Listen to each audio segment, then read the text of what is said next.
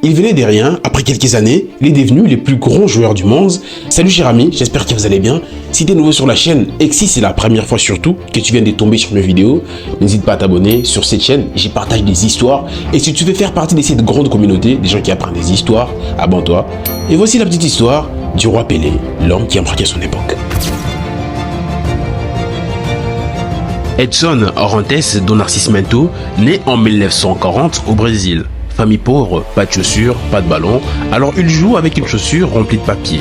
Il rêve d'un monde où il n'aura plus jamais faim. À 15 ans, il rejoint Santos et à 16 ans, il marque ses premiers buts chez les pros. Et à 17 ans, il remporte la Coupe du Monde avec le Brésil, les plus jeunes buteurs de l'histoire en Coupe du Monde. Le monde entier les découvre grâce à sa façon de jouer, une précision chirurgicale. Il marque plus de 1000 buts dans sa carrière, il devient une légende, une icône mondiale.